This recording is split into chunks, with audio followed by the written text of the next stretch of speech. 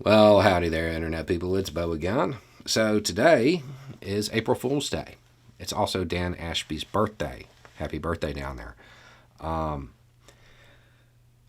We're going to talk about something that's going to sound kind of like an April Fool's joke, but it isn't. What we know for certain at this point, at time of filming, is that an oil depot inside Russia, in a town, Belgorod, was hit by two helicopters, at least two. The Russian government is saying it was Ukraine. The Ukrainian government is saying, well, we don't have that information. Maybe they did it to themselves. I've looked at the footage, and it appears to me that it was two Mi-24 Hinds, the cool helicopter from Rambo 3, which those are in Ukrainian service. The most likely explanation for this is that some Ukrainian pilots did a little bit of treetop flying, stayed under air defenses, hit their target, and left. An oil depot is a legitimate military target. There are those suggesting that Russia did it to itself. I am skeptical of this. Polling shows Putin is in a pretty good spot. This also shatters the illusion that Ukraine is without air. The Russian government has made it seem as though the Ukrainian Air Force is non-existent, that Russia was able to take it out. So this would expose that lie.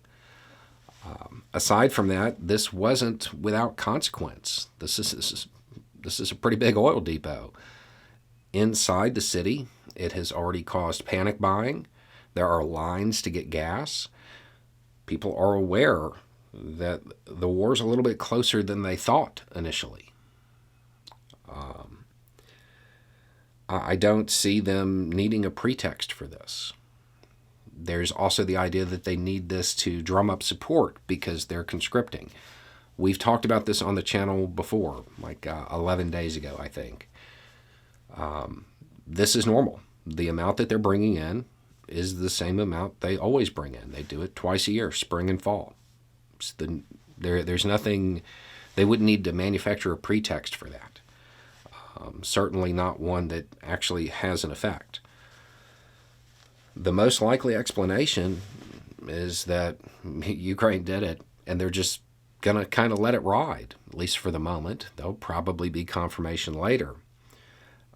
There is the idea that this might elicit a disproportional response from Russia, as in they might use things they shouldn't.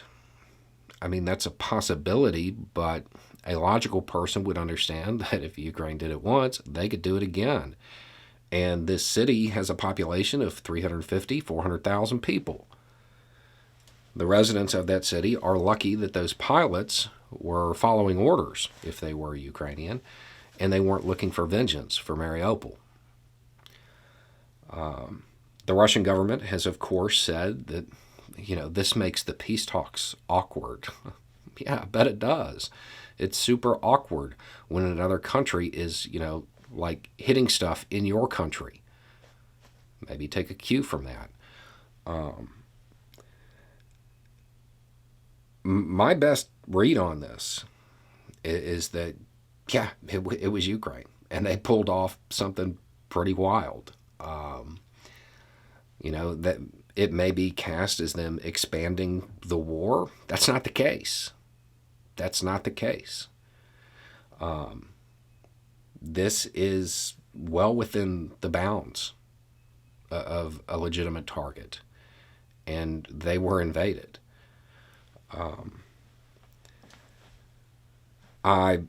This is probably something that's going to get a lot of discussion, and there's probably going to be a lot of theories about it because there was a lot of footage, and anytime there's footage, there's people debating it. One of the things that has come up is the suggestion that these helicopters, they weren't really Hinds. They They weren't the type I identified. They were, I want to say they're calling KA-50s or something like that. I would note that those helicopters have two rotors on the top, and the fin at the end of the tail boom goes straight up. It's not at a slant. That's not what I saw in the videos that are reportedly filming this incident. It appears to me it was Ukraine, and it was a bold move. It was a Doolittle style raid. I don't see it as an expansion. I don't see it as an escalation. It's worth noting that Russia has been targeting Ukrainian oil depots for quite some time. It is what it is. Good on the Ukrainian forces for not hitting the surrounding civilian areas. It would be cool if Russia did that. So that's your news for today. The story at time of filming is still developing. I'm expecting some kind of confirmation from Ukraine's side. However, there is a bit of propaganda value if they don't admit it. If they just say, no, that wasn't us, and allow Russia to try to push the narrative that it was to its citizens, who they have told that Ukraine doesn't have any air power. Either way, this shifts the dynamic. This is there will be a change in behavior one way or another because of this. In most scenarios, it's a good move for Ukraine. We just have to wait and see how it plays out. Anyway, it's just a thought. Y'all have a good day.